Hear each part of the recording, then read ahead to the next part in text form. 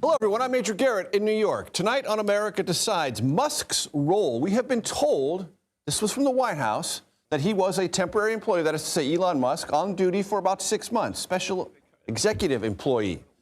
His mission, under that description, run the Department of Government Efficiency, cut staff at the federal level, and if possible, save taxpayer money. However, court filings last night have revealed more details about the billionaire's role in the Trump administration, leaving these questions. How much influence and for how long will Elon Musk be either at Doge or advising the president on Doge-related issues? Also, Ukraine war talks. The U.S. and Russia agree to 4 principles, broad principles, outlining negotiations and the path forward. They did this in Saudi Arabia. Many agree Russia needs to be at the table as the aggressor in this war. But where is Europe? And more specifically, where is Ukraine in all this? Ukrainian President Volodymyr Zelenskyy says, plainly, he wasn't invited. Here is Secretary of State Marco Rubio on those talks. The comment I would have on that is that for 3.5 years while this conflict has raged, or 3 years while it's raged, no one else has been able to bring something together like what we saw today, because Donald Trump is the only leader in the world that can. Concerns and resignations. This is a big story here in New York. New York Governor Kathy Hochul said she met today with, quote, key leaders in Manhattan. This as she signaled that she may use unusual powers in her possession to force fellow Democrat New York City Mayor Eric Adams from office. But first, President Trump at Mar-a-Lago signed some executive orders and took many questions from the press. I want to start tonight with Nancy Cordes, who joins us once again from West Palm Beach, Florida. And Nancy, lots of issues discussed, but for those most interested in the future of Ukraine, U.S. relations with Russia, and how that may be resolved, what the president said today stood out dramatically. That's right. He had some disparaging remarks to make about the leader of Ukraine. He said that he should have ended this war himself a long time ago. Unclear how Ukraine could have done that when it was invaded unprovoked by Russia. But that's what the president said nonetheless. He argued that Zelenskyy has no choice but to come to the table now because his approval rating has dropped to 4%.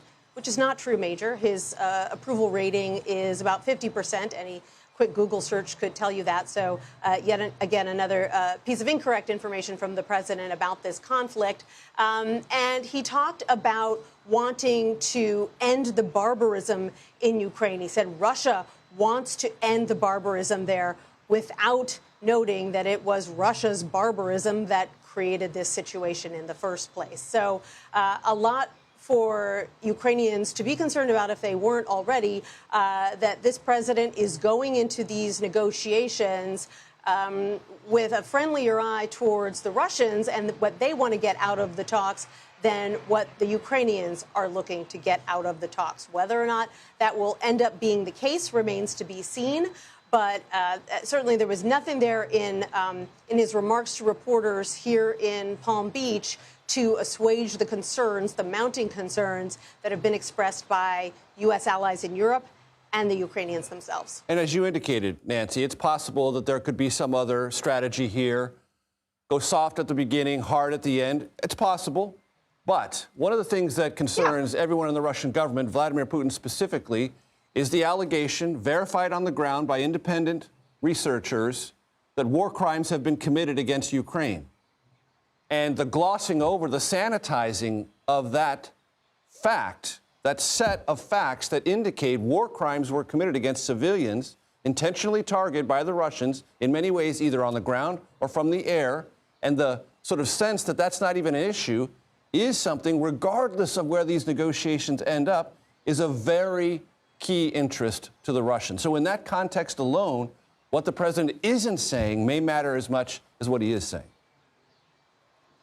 Right, and The Art of the Deal, that classic tome that was written by the president himself, would argue that you go into any negotiation with the strongest hand possible, that you don't give your leverage over before you even start talking. So what has caused such great concern for the Ukrainians is either the president or some of his top officials, top cabinet secretaries, saying things like NATO membership is not going to be in the cards for Ukraine coming out of these negotiations, or saying Ukraine is not going to go back to its original borders. It's going to have to give up some territory.